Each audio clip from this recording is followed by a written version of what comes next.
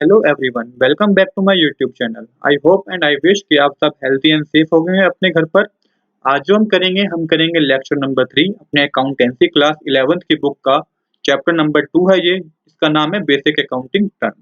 आज के चैप्टर में बेसिकली जो हम पढ़ेंगे पॉइंट 8 से डेटर, क्रेडिटर, बिल रिसीवेबल और बिल पेएबल। इससे पहले के पॉइंट हम ऑलरेडी अपने पिछले 2 लेक्चर में कवर कर चुके हैं। हम asset, liability, capital, expense, income, revenue और एक्सपेंडिचर के बारे में अपने पिछले लेक्चर में कवर कर चुके हैं। मैं आपको सजेस्ट करूंगा कि यदि अभी तक आपने वो वीडियो नहीं देखी है तो प्लीज आप वो एक बार वीडियो जरूर देख लें। आपको मेरे चैनल पे प्लेलिस्ट भी अवेलेबल होगी। अगर आप मेरे चैनल की प्लेलिस्ट में जाएंगे तो वहाँ आपको प्लेलिस्ट भी मिल जाएगी, जहाँ पे सारी वीडियो आपको कंबाइन देखने को मिल जाएगी। तो आप वहाँ से भी वीडियो देख सकते हैं। नहीं तो इन वीडियो का जो पिछली वीडियो है उनका लिंक आपको इस वीडियो के डिस्क्रिप्शन में प्रोवाइड कर दिया जाएगा। आप वहाँ से भी वो वीडियो देख सकते हैं। आइए अब बिना देरी किए अपना आज का टॉपिक शुरू करते हैं, जो कि है डेटर। तो डेटर कौन होते हैं? डेटर को आपको मैं एक इजी लैंग्वेज में समझाऊं तो डेटर वो पर्सन, वो फर्म जिन्होंने हमसे कुछ सामान उधार पे ले लिया है और उसके अभी तक पैसे हमें नहीं दिए हैं। तो अकाउंट की डेफिनेशन में हम उन्हें डेटर बोलेंगे। इसकी डेफिनेशन क्या बनती है? जो डेफिनेशन आप एग्जाम में लिख के आएंगे वो लिख के आएंगे, डेटर इज अ पर्सन और firm to whom goods have been sold or service rendered and payment has not been received yet। Definition में यही कह रही है, ऐसे लोग जिन्होंने हमसे गुड्स ले लिया है उधार पे पर पेमेंट अभी तक नहीं दी है, वो हमारे डेटर्स हैं। एग्जाम्पल से समझिए इसको।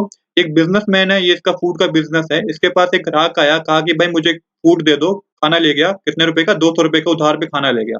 तो उस केस में ये जो बायर है ये डेटर बन चुका है। बिजनेस के लिए क्या है? ये डेटर है, क्योंकि ये हमसे उधार पे खाना ले गया है। अभी तक इसने पैसे पे नहीं किए, इसने हमारी सर्विस यूज कर ली, हमारे गुड्स को यूज कर लिया है, पर पेमेंट अभी तक नहीं दिया। तो उस केस में ये डेटर होगा। आई होप आपको ये समझ में आया होगा कि डेटर क्या होते हैं।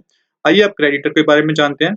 A creditor is a person or firm from whom goods and services have been purchased or service has been taken on credit and payment has not been made yet।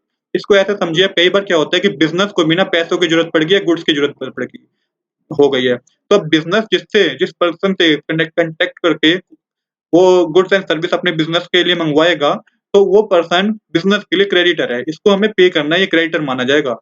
तो ये हमारा क्रेडिटर हुआ और ये हमारा डेटर बोला। एकदम simple language में कहें तो जिससे हमने कोई सामान उधार पर लिया है वो क्रेडिटर, जिससे को जिस और जिस बंदे ने हमसे कोई सामान को उधार पे लिया वो डेटर है। तो पहले केस में ये बंदा हमारा डेटर है, दूसरे केस में हमने उधार पे सामान लिया तो ये हमारा क्रेडिटर हो गया।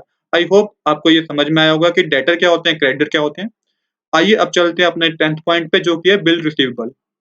जो बिल रिसीवेबल होता है ना, ये पार्ट होता है एसेट्स का। एसेट का पार्ट होता है ये। बिल रिसीवेबल की डेफिनेशन अगर कहूं तो एक सिंपल डेफिनेशन है, any type of bill which are not recovered yet. हर कोई ऐसा बिल जो अभी तक रिकवर नहीं हुआ है उसे हम बिल रिसीवेबल में मानेंगे। इसको एक एग्जांपल समझिए कि ये बिजनेसमैन है, ये फूड, वो जो मैंने आपको पिछले वाला एग्जांपल बताया था कि ये 200 रुपीज का खाना उधार पे ले गया, तो ये हमारा डेटर बन गया। बट कई केस में हम उधार उसी को देंगे जिसको हम जानते होंगे, जो हमारे पड़ोस में रहता होगा या जो हमारा रेगुलर कस्टमर होगा, उसके लिए हम उधार दे देंगे, वो हमारे डेटर की लिस्ट में आ जाएगा। बट इस केस में ये उधार पे ले जा रहा है, तो भाई इस जो शॉप का मालिक है इसने कहा नहीं नहीं नहीं, ये नहीं हो सकता। आपको क्या करना पड़ेगा, ये एक बिल बनाएगा। इस बिल पे इसका नाम, एड्रेस, फोन नंबर, उसके सिग्नेचर होंगे। ये अपने भी सिग्नेचर इस पे करेगा, इस पे ये डेट भी मेंशन होगी कि कब तक ये बिल पे कर देगा, और उसके बाद ये इसको सामान देगा। ऐसा इसलिए किया जाता है क्योंकि आजकल बिज़नेस में कोई भरोसा नहीं रहा कि आगे अब भाई ये बंदा पेमेंट करे ना करे, तो एक लीगल प्रूफ हो जाता है। आगे इस पे कार्रवाई भी हो सकती है। मोस्टली ये जब बहुत बड़ी परचेज़ या सेल होती है, बहुत बड़ी परचेज़ कोई करके ले जाता है उधार पे, तो ये बनाया जाता है। तो इसका रीज़न बेसिकली यही होता है कि कोई आगे फ्रॉड ना हो सके, और हम ऐसे ये इसलिए बनाते हैं क्योंकि जिन पे हमें भरोसा नहीं होता। मोस्टली आजकल तो बिज़नेस में ये हर कोई बनाने लग गया है, हर कोई ऐसा करता है, क्योंकि ये आजकल आज के टाइम में कोई भरोसा किसी पे नहीं करता है बिज़नेस के मामले में। तो इसलिए इसी पर्टिकुलर चीज़ को हम बिल रिसीवेबल कहते हैं। एक बात दोबारा समझिए, अगर ये बिल नहीं बनाता है, इसको बिल बनाने की ज़रूरत ना होती तो ये डेटर की लिस्ट में आता। अब इसने बिल बना लिया है, पूरा लिख दिया है सामान, कितना सामान ये ले गया है, तो अब ये कैटेगरी में आ गया, बिल रिसीवेबल की कैटेगरी में आ गया। आई होप कि आपको समझ में आया होगा कि ये क्यों बिल रिसीवेबल की कैटेगरी में आया है। आइए अब करते हैं बिल पेएबल वाला part. Bill payable is a part of liability. ये एक कर्ज का पार्ट है बिल पेएबल। सेम कंडीशन है, any type of bill which has not been paid yet. अब सेम कंडीशन वही होगी कि अब हमें ज़रूरत पड़ गई है अपने बिज़नेस में सामान के लिए।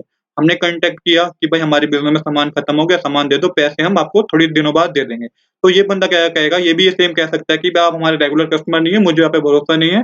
आपको मैं एक बिल काट के दूँगा, मतलब बिल काटूँगा, बिल बिल बनाऊँगा, उस बिल पे लिखूँगा कि कितना आपने सामान लिया है, आपका एड्रेस, आपकी शॉप का नाम, सब कुछ होगा, सिग्नेचर होंगे, डेट मेंशन होगी कि कब आप वो पेमेंट मुझे करोगे वापस।